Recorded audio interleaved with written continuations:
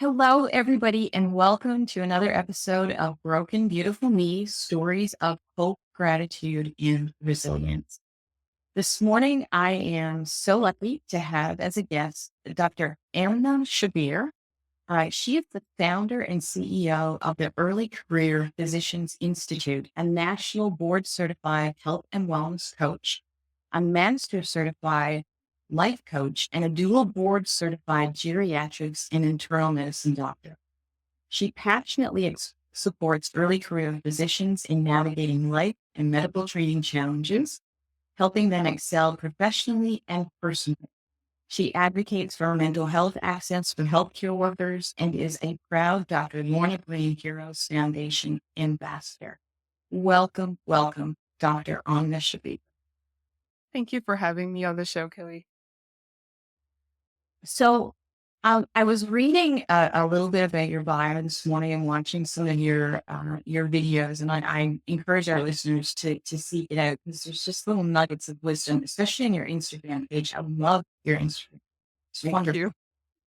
you. In your bio, I was reading, after years of pushing through the demands of medicine, I hit a wall. Burnout and moral injury left me depleted, and I knew something had to change. That moment became the turning point in my journey from burnt out physician to a wellness advocate and certified wellness and life coach dedicated to helping others claim their well-being. So tell us how you harness your personal struggle to become a wellness advocate for others. I just think that's beautiful. Thank you. I think we all have stories, and the stories in our journey is what really drives us. We can look back at it, all those challenges that we go through in life, and they can weigh you down or they can empower you. And so it's that perspective shift, and that perspective shift takes time. You don't arrive on that, all of a sudden by listening to me talk, you can't just quickly flip the script. Maybe you can.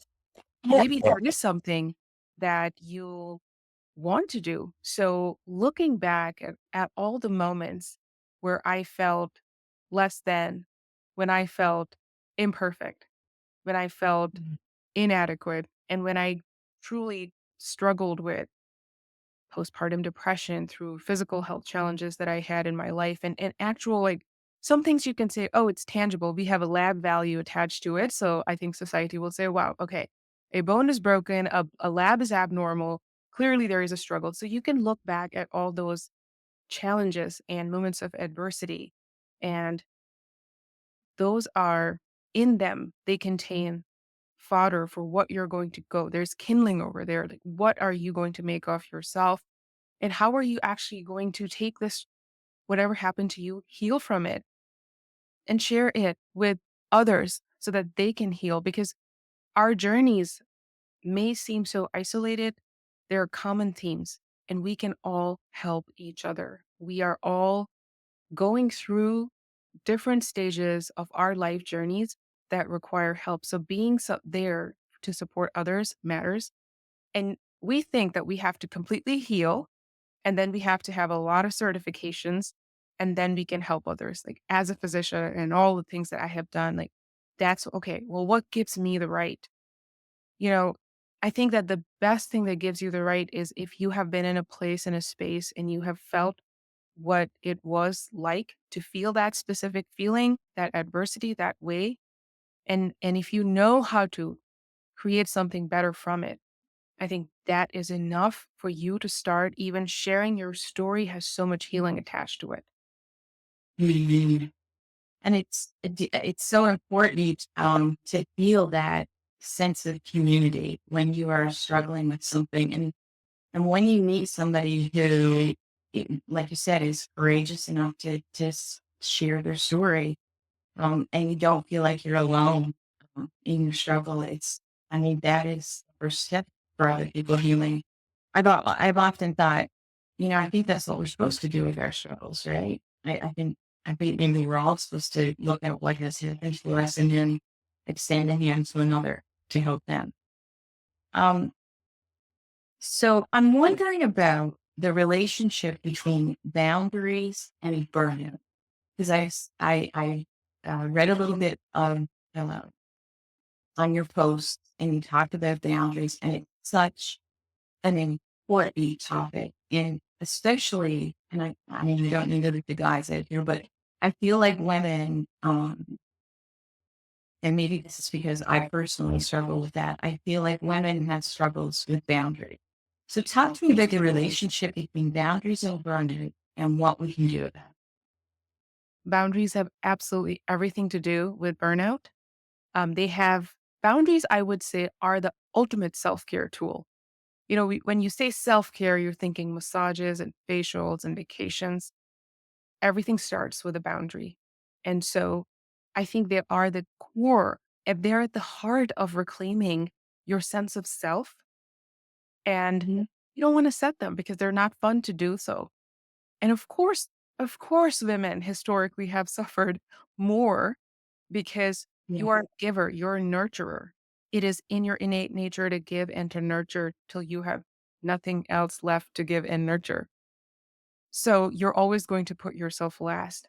And as you look at boundaries and boundary setting, it really is the core component of your well-being, whether you are a man, woman, however you want to identify at this time, or if you are going through a rough time at work or at home, we love to put blocks as well. Like, let's time block, like, this is problems at home and this is problems at work. And that's where we're at. We need to fix this issue at home, and this is like a work issue. Let's stop blocking things into time blocks of work and home. Everything is interconnected. What you're experiencing Yeah. at home, the boundary violations or lack of boundaries that are happening at home are spilling into work, and work are spilling into home. We teach people how to treat us. And so every time you are saying yes to things that don't align with you, whenever you are having uh, moments where you feel like I should probably behave like a you know person who is nice to be around. I don't want to be called the B word. I just want to be somebody who gets along with everyone. And every time that depletes you, it's exhausting. So the first step to any kind of well-being that you want to create for yourself is a boundary. And that can look very different for all of us because some of us need specific boundaries at work, some of us need specific urgent boundaries at home, and most of us need it both at home, at work. We need them everywhere. Yeah. So it's kind of that balance of setting boundaries, but still being connected to your community. So it is, do you feel like when someone starts on that journey where they show up, they feel they feel that abundant. They just can't do it anymore. And there's things happening both at work and at home. I mean, I know for myself, I don't even think I was aware of the negative feelings I was feeling, you know? And it wasn't until I really started to look around at my life in a truly honest way that I said, hey, that really is not working for me. And that is preventing me from moving forward with A, B, or C. Do you find that people need that kind of pause to really look around their life and see what do I need to what do I need to erect in what parts of my life? Because it's difficult to be aware of that, especially if you are burned out. You're probably running from work to home and sports practices and all those things. So, is there a period of pause to gain that self awareness? I love pauses. Again, you're really thinking what I'm thinking here, Kelly, because our lives are overcommitted, they're overscheduled. We are going from point A to point B. We're rushing. All day we're rushing we are because we don't have boundaries. So there's like our schedules are exploding, whether it's with meetings, whether it's work related things. People who work in healthcare, they have a completely different set of challenges. And with them, the conversation of burnout is absolutely incomplete without talking about moral injury. And we can talk a little bit more about that later too. But if you look at where we are as a society, we're all overcommitted, overscheduled, and we're really shying away from saying no because we say that the way we view boundaries is flawed. Most of us, myself included, when I didn't do all this work surrounding healing, surrounding empowerment specifically, I used to look at boundaries as something extremely negative. Um, in a way that, oh, look at her. She's really drawing her boundaries. Like it's a way to draw a wedge between you and the community, you and other people, you and other humans, a way to distance yourself. And some individuals will also look at it as some sort of entitlement and where it's absolutely anything but that. When we talk about boundaries, the way you look at boundaries really will dictate how you draw them and if you actually enact them. If you look at boundaries as a way to replenish and nourish yourself so you can show up as a more present human to the other people in your life, you will draw the boundary. But if you look at a boundary as a wedge that is going to distance you from other humans, you won't do it. So, absolutely, the first step towards any change is a pause, is to slow down. Nobody can create change at the pace they're at right now, your current schedule. And if you start contemplating change, of course, there are stages of change, as there is theoretical model of change, but wherever you are at, if you have to make any sort of positive impact or change, you have to slow down and you have to reflect. You have to audit. Uh, I love audits. Let's look at your life right now and what is working and what's not working. And Yeah. I love numbers. Let's get real. Look at your schedule. Look at what you're doing right now. There's a book I refer to quite a bit by Oliver Berkman, 4,000 Weeks, Time Management for Mortals. So in the book, that's what he says. Like on average, studies show that the average human lifespan is right now 4,000 weeks.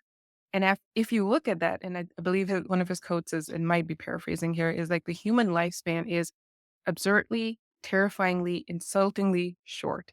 And so when you look at that, start getting intentional with your time. And what's even more precious than your time? Your attention, your focus, because we all get the same 24 hours in a day, but how much of that is time that you can focus and you can be completely present? So now look at that number, look at your life. Should you have or not have boundaries? Ask yourself this question. Should you not pause and get really intentional where and how you are spending this time? And that doesn't mean that you're going to suddenly become what you feel is a self centered human. That means you're just going to become intentional with how you take the next steps. And so to even identify what the next step is, fine. Okay. Step one was you took a pause. You realize, let's audit my life right now. And then you start realizing, okay, from the space of slowing down, I think I need to change things at work. I need to change things at home. Maybe there are things I don't need to do anymore. Maybe I don't need to go and buy my groceries. Maybe I can get them delivered.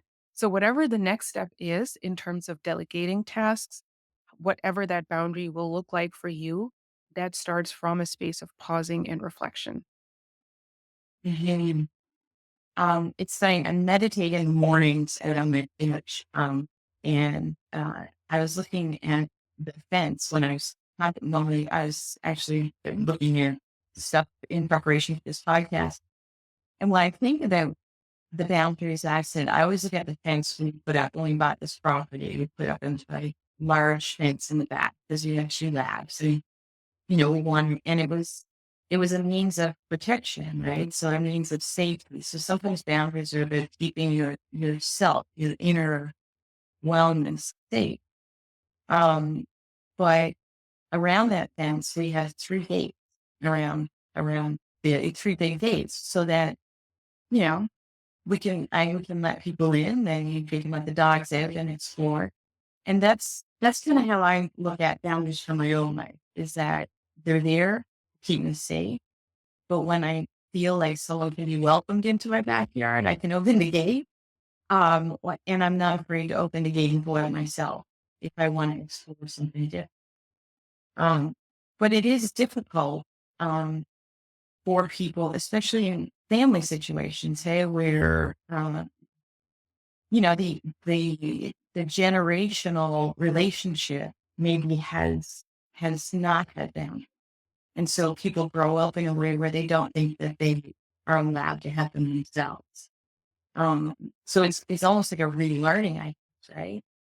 Yeah. I'm glad that you pointed out that the intergenerational view and how we look at things differently. We Yeah. like to have like gold standards, right? By the end of this podcast, by the end of this recording, you're going to have like tips and tricks to follow. Let's slow down with that. Let's just slow down for one moment and realize that we should not copy paste everything we hear and try to apply that to our lives because our lives, all of our lives are different and unique in a specific way. How you were raised, where you were raised, the set of beliefs you were raised, and what you believe in now, all of these things change and grow, and or maybe they don't. Wherever you find yourself right now, boundaries are unique. Boundaries are unique Mm. to all of us. And where you might feel that, oh my goodness, I really need a boundary. Another human might feel like, well, I don't feel the need. And so sometimes also counter to like society makes you feel like, wow, I need to do some boundary setting. Well, maybe this is not where you need it. You need it somewhere else. So finding and recognizing this is a really big myth that when I'm working with folks, I realize no, a specific boundary does not have to be copy pasted and applied to everyone. You have to filter it through the lens of what works for you, what is culturally, socially appropriate for you, um, what aligns for you. Like even like leave culture, society, everything aside. What is feeling good to you right now? And of course, if what you are feeling and wanting goes completely against, your social cultural beliefs, that's okay too. Like let's normalize all of it. It is a process. And how are you going to then communicate it to the older generations in a space of like compassion, respect, and how are you going to share it? What is the opposite of not doing it? All the 4,000 weeks are being wasted with exhaustion, resentment, energy depletion, lack of presence. Where if you had respectfully shared your boundary, I think that the time that you have with that other human, even if they are not understanding, um, would be good time. And frankly speaking, Kelly, at the end of the day, the people that really matter will always understand your boundary. They will always. They might be surprised by it. It's a really good way to pulse check the people that truly want to be around you because it will start becoming very apparent. Like this human actually cares about me and not the things that I do or all these other roles that I was filling. Um, they care about me, not that fact that I am getting things done for them or the performance that I was giving and the production that I was giving, but actually who I am and my identity and being as a human. Because the people who truly matter and care, will always be there to honor and respect your boundaries. Absolutely. Um, so you actually work in geriatric setting, correct? So I'm sure that you see kind of the family dynamics um, with elderly, aging parents, grandparents, and the families who are managing care. And it's a tough. I took care of my husband's parents, and that is it's a difficult but beautiful honor. You know, Yeah. it has it is an honor. I think a sacred duty that you have. Um, but sometimes your boundaries do get blurred because of care that they need, and so it is about managing the boundaries, but also cutting yourself a little bit of slack when they don't necessarily hold, right? I mean, we have to be realistic sometimes. I want to circle back a little bit about moral injury. Can you talk to us about that and its relationship? Partner? Yeah, thank you. And just to comment a little bit about what you have shared, as a geriatrician, it is the honor of my life because after practicing primary care, I went for a fellowship in geriatrics, and now I help older adults and their families. Caregiving is a completely different ball game, and we have to recognize the unique circumstances. So it is one of those unique circumstances. Self care of the caregiver, and how do you honor an older adult in their aging process? These are complex things, but it is important to have compassion for yourself and for the other human in this entire process. So if anybody listening to this needs, that you're not caring for yourself and you're just caring for the older adult that you're caring for, it's really important that you care for your own needs as well, and recognize, you mentioned, like, we have to be realistic. We always have to be realistic with boundaries. Like, otherwise, it's not, if you're not going to actually do it, there's no exercise in making, in fantasizing and creating those things. Try to keep something small, a boundary that is small, that will give you relief and realistic, you know. And why do I say small? Because doable. I think maybe I should use the word doable.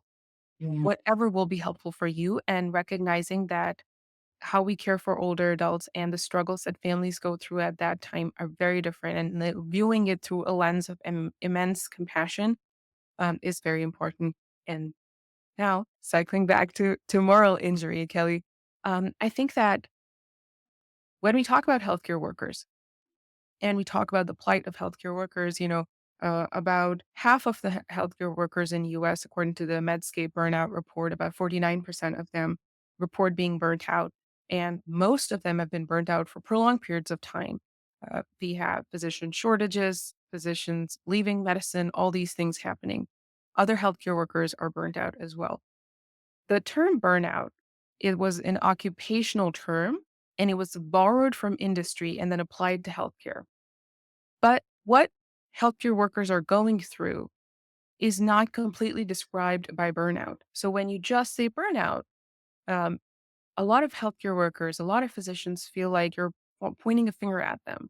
Like, you need to just go and take breaks and vacation, and like that's going to solve the issue. So it's incomplete to just talk about burnout when we talk about what's happening to our healthcare workers.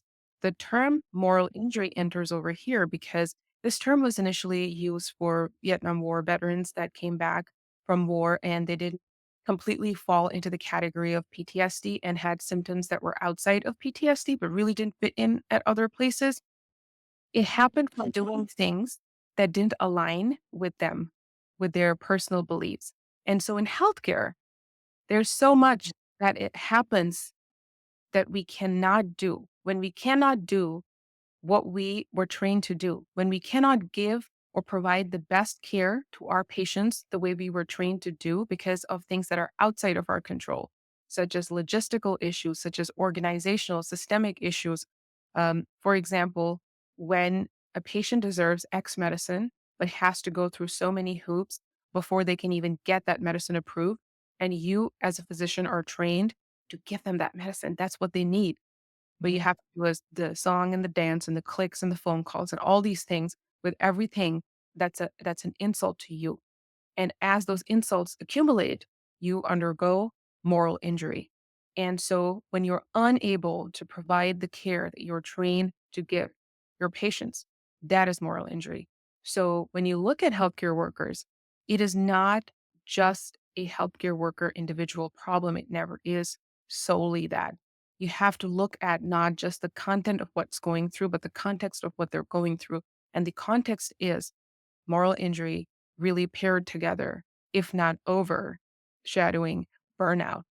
And I will always recommend Dr. Wendy Dean's work surrounding it, surrounding moral injury. Whoever's interested, highly recommend reading more about that.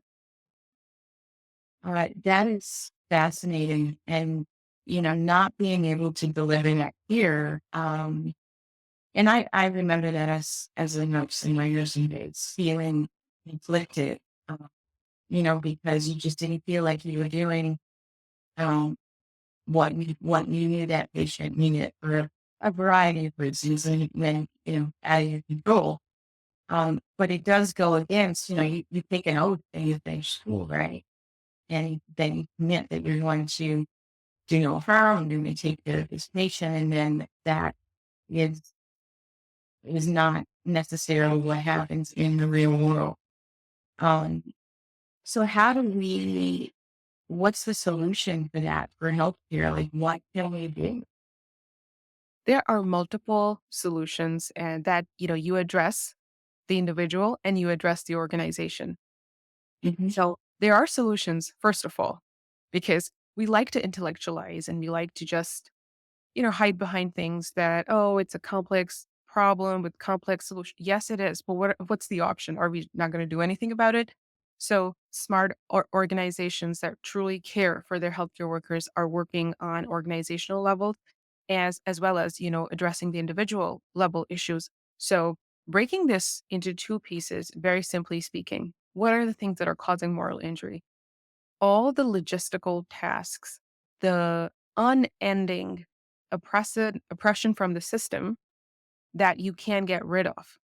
Every Mhm. click, every type of the keyboard, all of it counts. Like, I mean, as a nurse, you remember how much documentation you had to do. So, on an organizational level, if we are to streamline and cut logistical issues in process, it would be so helpful and create spaces where our healers are getting rest, they are getting time off, they feel like they belong and they matter. Like they have a seat at the table.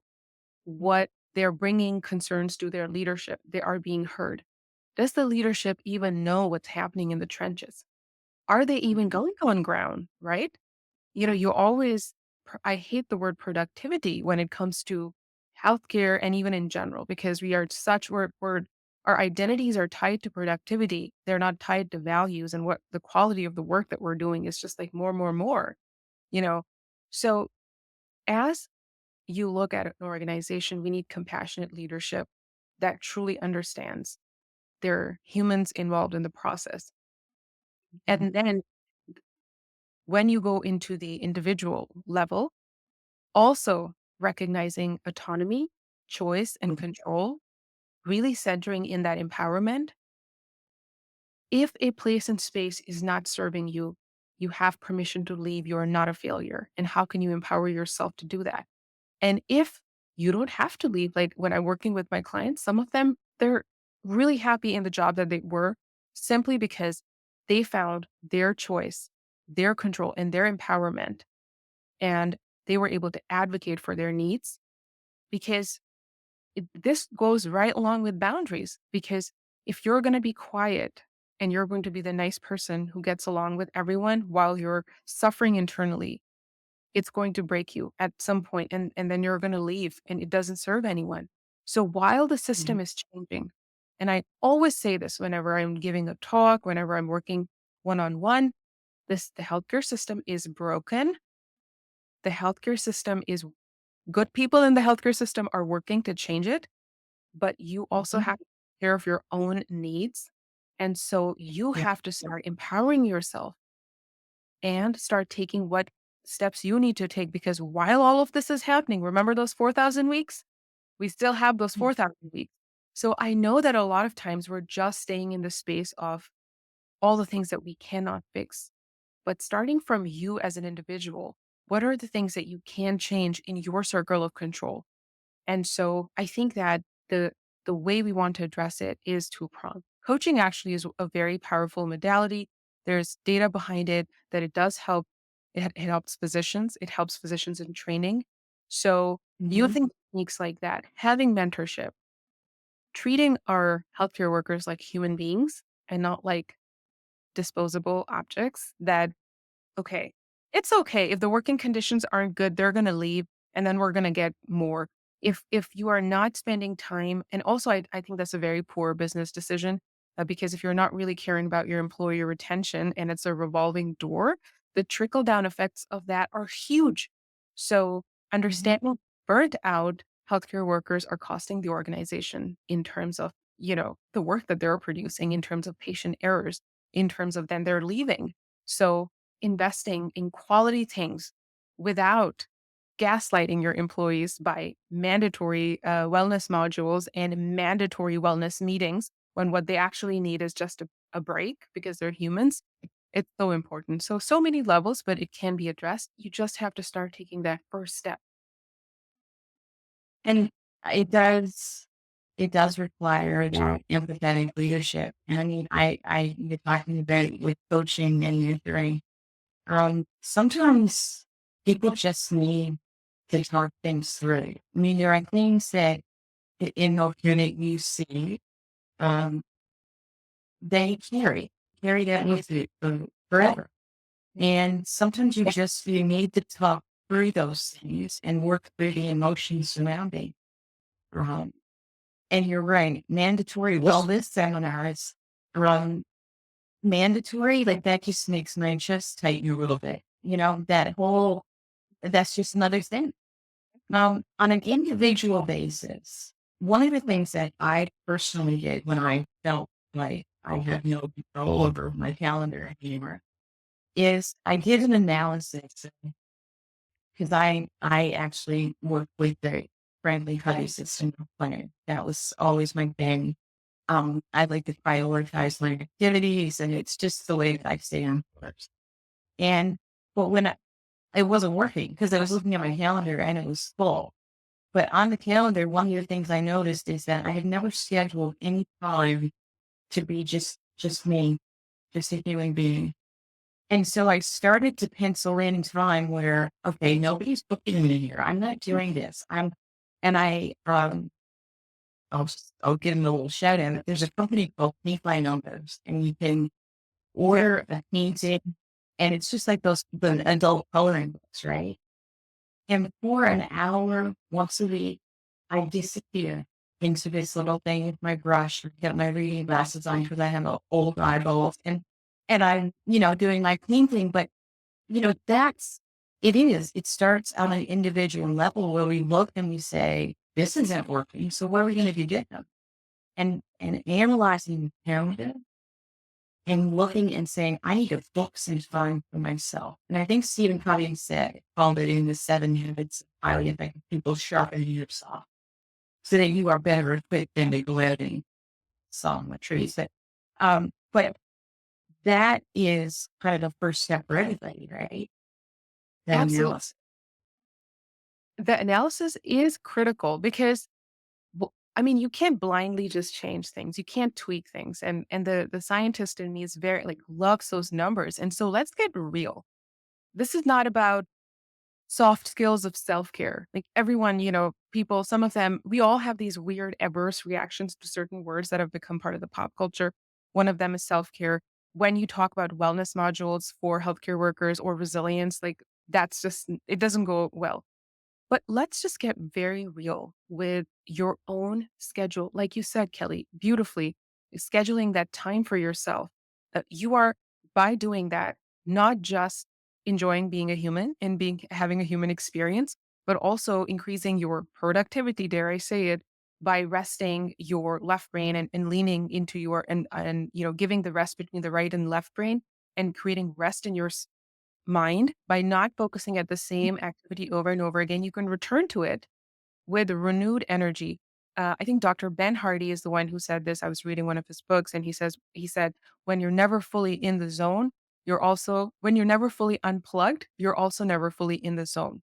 And he was talking about the concept of psychological detachment, which is so needed, and rest is so needed for recovery. That even objectively speaking, we are shooting ourselves in the foot by just more and more and more. So recognizing, look at your calendar and get real with yourself. You know how we make our calendars? We're not real with ourselves. So we'll put tasks in there that actually require 2 hours and we have them squeezed in 15, 20-minute slots. Why don't we Mhm. start there, right there? And it doesn't have to be perfect. And people find that, when you're calendaring, they find it exhausting. You could start at the start of a week. Before you move anything, I will still say this, before you move anything, just look at what you're doing right now and stay in that moment because as you create change, you have the tendency to feel very overwhelmed. But if you just look at your calendar and you realize that one of the things needs to go and it's an easy fix, or just get real, one of the things never happens, but it always is on your calendar. Maybe that needs to go. Or one of the tasks that always is in a 15-minute window, but actually deserves a 1 hour window needs to be in a 1 hour window. And things that Mhm. don't schedule, right? Things that you are not really accounting for, all the things that you do. Um, I don't think that any woman's like putting in meal prep and laundry as much as for those that are working. They'll be putting in their meetings. What about all that other invisible workload from your third shift that you're not putting in? Let's put all of that in. Let's just get very honest and very real. And so as you start to tweak things, I think my first recommendation is to first always plug in time for yourself because everything else will otherwise fill up your calendar. Ask yourself this: if in my ideal state in the future, how do I want to live like? And can I just start doing that right now? Because the future isn't the future. You can actually use it. Use that analogy looking forward. Why don't we just start doing that right now? If the future you, um, once a week, goes to the nail salon or gets a facial, or I know I'm giving women specific examples, or just chills out on the couch and does nothing, or goes for yoga or stretches like this. I'm just sharing all these things out because there is no right or wrong, whatever it is that you want to do. If you want to be able to take a breather, ask yourself, how can I start doing that right now? And I know when I say this, my friends that are in healthcare, I know you're feeling the agony of like, wow, how am I going to plug that into my schedule? And if the answer is like, there's nowhere right now that you can plug that in your schedule, and you're feeling not happy listening to this, like Amna is talking about some really uh, things that are not applicable to me, and like good for her that she can do it. That right there is your sign that you actually need to do it, that you need to advocate for yourself at work so you can start living the life that you want to live.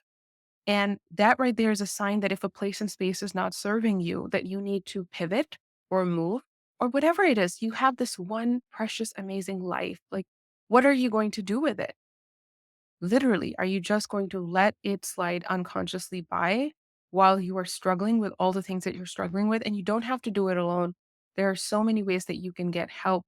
And when sometimes I felt this way, when you're in the depths of burnout and despair and moral injury, you're so cynical when you hear some of these things being talked about. Like, I can fix my calendar. What is she talking about?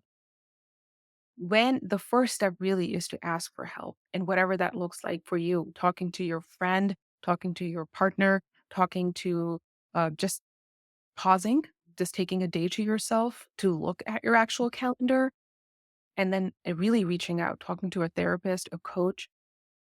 Know that when you're trying to fix things yourself and you're feeling like you have to do it all alone, first of all, you don't have to, and you will have massive blind spots.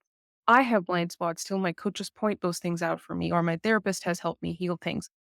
I can't, and I don't need to do it all alone. So help is out there. How can I delegate? How can I ask? Yeah. And what do you think the role of procrastination in all of this is? Because I will tell you, and I'm admitting this right now, um, I look at my plan and I know when I'm doing something wrong when I procrastinate. When I keep pushing a task forward, I'm like, why do I not want to do that? What role does procrastination play? I mean, is that for me, it's like a red flag. There's something going on here, Kelly. You don't want to do this. There's always something going on with procrastination. And I think one of the biggest things that I have identified is self criticism, and the role that self criticism and the lack of self compassion plays in procrastination. For those that want to delve a little bit deeper on this, the book called Self Compassion by Dr. Kristen Neff is a great read. And she has a specific paragraph that talks about procrastination's role and self compassion and how they're intertwined. So, as you look at tasks, usually tasks can be divided into two groups. There are the mundane tasks. For me, I always give the example of folding laundry. And again, nothing against laundry. I don't find joy in that task. And no matter what I do, I don't find joy in that task. So I can either be hard on myself, like, what is wrong with you? Like, people, like, this is not such a big deal. Stop, m- you know, creating a drama around it. So I have just realized I need to practice self compassion over there. And one of the self compassion components that are innate in the definition that Dr. Neff talks about is mindfulness. When you just recognize a task for what it is, and you don't over identify or diminish its importance. So laundry is something we all have to deal with. I will never find joy in it. I do like the net result of organization. So how can Mhm. I then have self-kindness and move past through that mundane task and not let self-criticism and perfectionism get in the way? Like, you're a woman, you've achieved so much, you can handle laundry. Women for decades and years behind you, hundreds of years have handled laundry. Like, you start having all these weird internal dialogues surrounding just laundry. And that's depleting and Yeah. exhausting. And before you know it, the laundry is not organized, not folded, so recognizing that self-criticism actually shows up with even small tasks that are we never even think about, they're negligible, and you procrastinate those little things.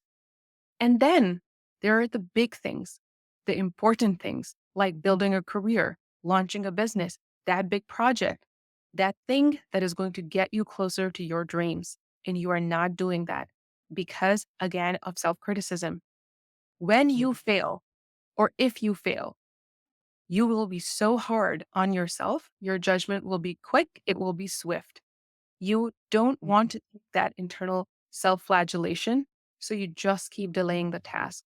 And then you can say, well, if I had studied for that test, I would have done better. Well, if I had prepped for that talk, I maybe would have given this better. Well, if I had actually done it. So when you fail, you can lean back onto like lack of preparedness because you're so aware that you're going to be so hard on yourself and you start procrastinating on the things that are so important in your life. The solution to all of this is to start with some self-kindness and some self-compassion. Ask yourself, what would a loving friend or a loving family member do if, they were in my position? Like, what would I say to them? So that's Mhm. one great way. Like, would I talk this way to a friend or somebody I love a lot, the way I'm talking to myself right now internally? And the task that you're dreading doing because when it goes wrong. And it's almost like, it leads into the embracing of failure. How can you actually embrace failure? You can only embrace failure if you have yourself as an ally. We have partners and loved ones in our life.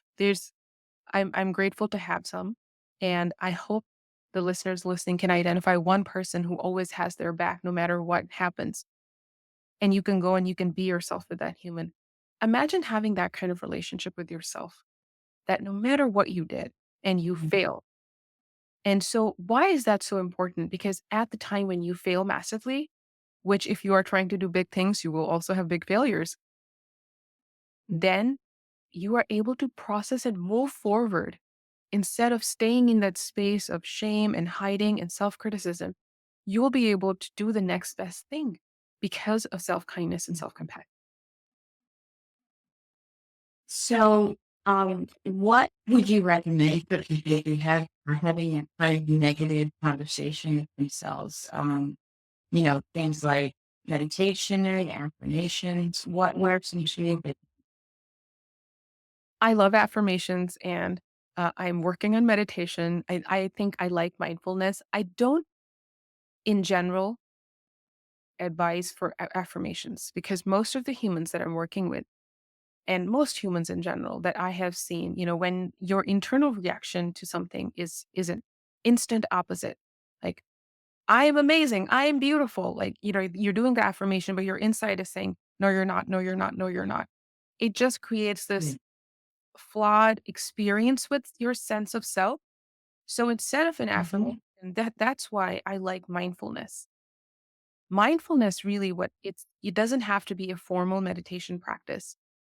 Meditation is more formal. Mindfulness is just bringing awareness without over identifying or minimizing the event or what you're experiencing right now.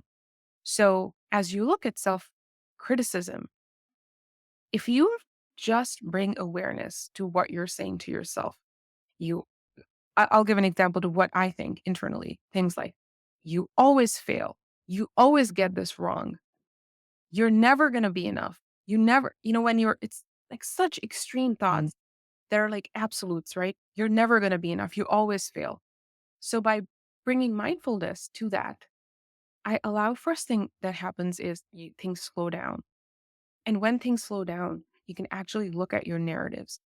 Um, if you want to write them down, it would be helpful. Most folks, when you put in journaling or writing initially, are like, oh, one more thing that I'm going to have to do in my already booked life. So if that sounds very overwhelming, you can start by just noticing those words and ask yourself this as part of mindfulness is you look at things as they are. Is that real? You always mess this up if you're looking at projects. Is that true? Almost 100% people will say, no, that's not true. That's actually not true. I have done many successful projects. You are never going to be able to amount to anything. Most people who are having that conversation with themselves have incredibly achieved so much in their lives. So, what you are experiencing in that moment, instead of just saying, I am kind, I am beautiful, just like that, which I love, that's why I say I love affirmation, but they don't always work because your cerebral human part is like, no, this is like, I can't just, manipulate my way out of this. But if you just stay there and you literally ask yourself, well, just the same way you were getting very real with your calendar, let's just get real with myself. My brain right now is telling me I'm not enough. Like I never get things done. Is that even true? And kind of take it from there. So keep asking yourself, and this is not going to happen overnight. It's years. It's you did not get here where you are at.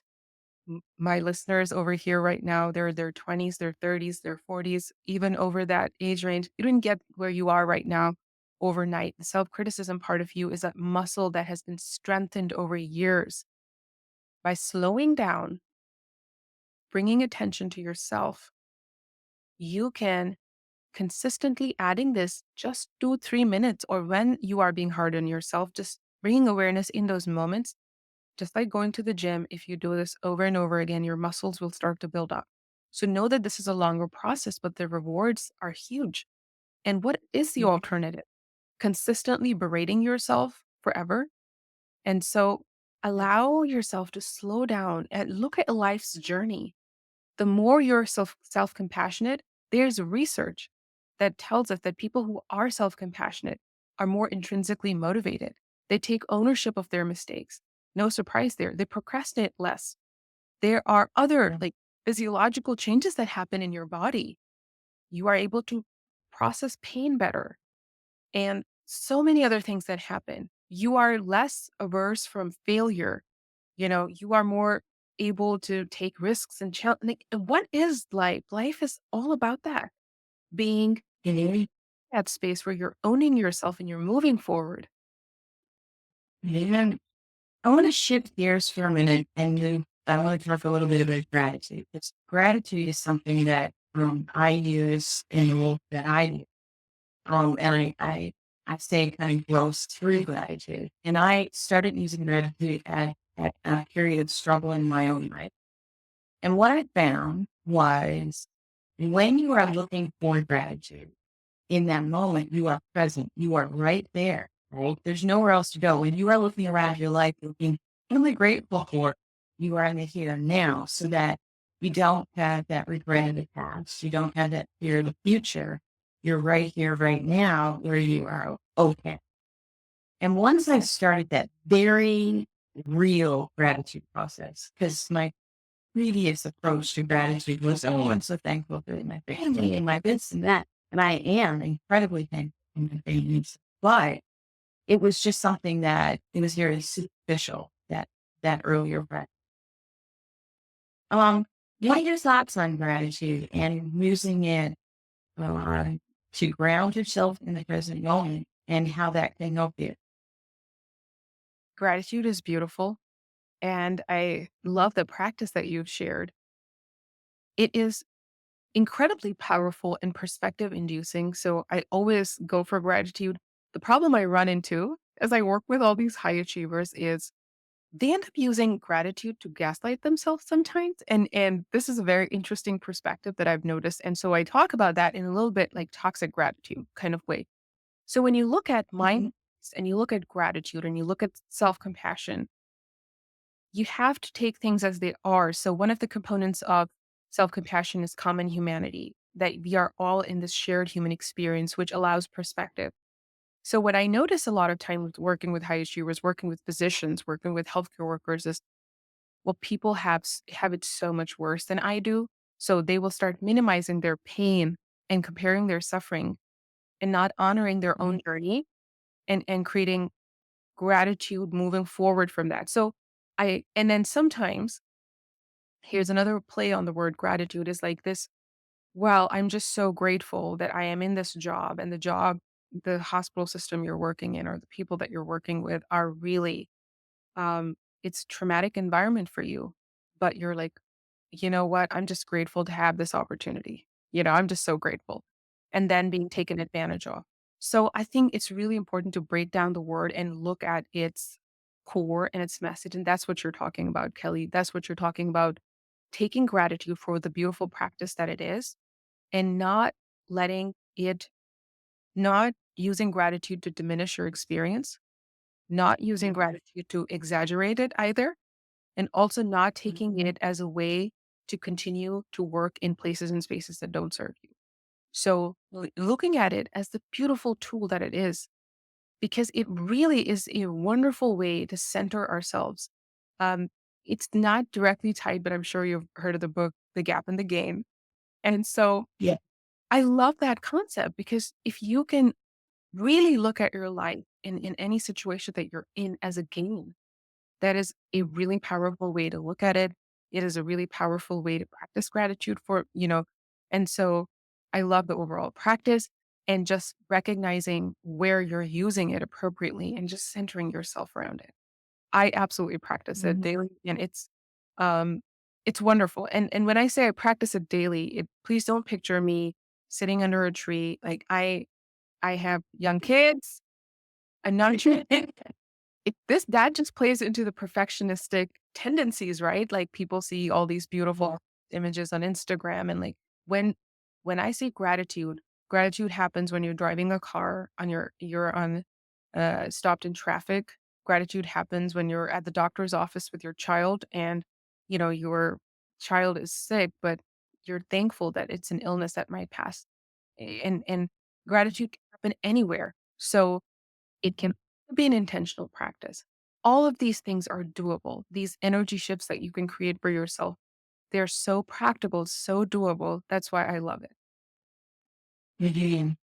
From one example I like to tell people when I talk about my approach to gratitude is one of the things in the early days of my loss that I was thankful for is that my broken heart vision because I wasn't sure where I was going to end up. I was in such a broken space, and most of the time, let it podcast, broken, beautiful me.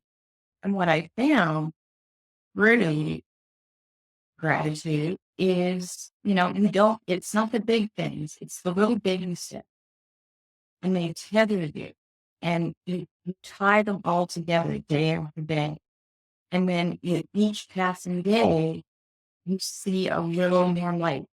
You find your way back to the light by tethering yourself with gratitude for the baby steps that you made. And like you said, it can be in the car, you're driving your kids to some activity and you look back and they're both smiling and happy and you just feel that in your heart. Um, it's just a way to shift our perspective about what really matters. And truly how lucky we are to be alive. And like you said, we don't have any infinite time. I want to ask you, what has been the most surprising thing? And you're so generous with your time, but I want to ask you what's been the most surprising thing that you've learned about yourself from this remarkable journey that you've been on. I have learned many things about myself, but I think one of the core recognitions is humor is a core value of mine, and I never realized that. Whenever you talk about visioning work and values work, I would talk about integrity and all these other things and empathy, but I realized I love humor. And, you know, it can lighten things up. Humor can tie in with gratitude. It's just like you mentioned. You mentioned it so beautifully that you find your way to the light. I think that was such a beautiful perspective, Kelly. So I think for me, it was really surprising to realize that so many things around me are so scary all the time, and they're all so serious. Like I'm a doctor. I'm around death. Mhm. I am around so many serious things, like it's life and death, and it's intense. And then can we just take a step back and find moments to laugh in? And I haven't talked a lot about this, publicly, but I'm coming to realize more and more that wow, humor matters a lot to me. The ability to joke and the ability to have a joke and take a joke in a non-judgmental way, and the actual experience of laughing with people that you love and you don't care, or creating laughter or creating humor for others. And so I think that has been one of the most surprising things that I found out about myself. And the other thing was that I could be kind to myself, playing on further on self compassion, and Yeah. my life would not stop. Like, I was so scared that if I stopped being hard on myself, everything, the motivation, the drive to be better, to do the things, it would just crumble. And the only way that I could go on was actually the self-flagellation, the being hard on yourself, the constant berating. Well, I stopped that, and guess what? I am more motivated. I procrastinate less. I feel healthier. All those things actually happen. And I was very skeptical of this self-compassion business, as I would call it. But it was Mhm. just all remarkable. I think that front and centered, the single best thing that I did for myself was actually letting myself breathe. And Mhm. so surprising. I was still motivated, and I was thinking, well, if be kind to myself, everything that I have worked so hard for, it will just crumble in an instant. And that's just not true. And that has been very surprising as well. And that is a beautiful permission for our listeners to kind of take that because, you're proving it that you can manage it and still have balance and boundaries and have some joy. Um, what's one question you wish I asked you? And, how would you have answered? Uh, Well, that, That's a tough one. 'Cause I think we did cover quite a bit.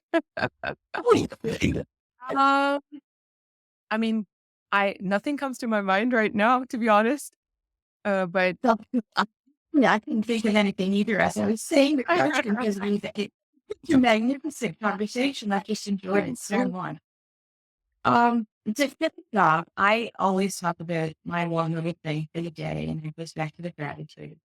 And today I was thankful. I got a message um, from a stranger who met my husband at Santa's Club, and she's picking up supplies for the hurricane victims in the mountains in South Carolina, on the border between North Carolina. And anyway, she met my husband in Sam's Club, and he said, "Oh, I part of a great helping, and she was explaining." And so he just gave her some money to support her efforts because there's so many people who are suffering. And I don't really know where she tracked me down, but she sent me this message this morning, and I was reading it, and I was thinking, well, that's really what it's all about, right? And I'm thankful because I learn from my husband every day. That it's a very fine thing. And I'm also thankful for that lady because she's doing such important work. She's going up there and helping.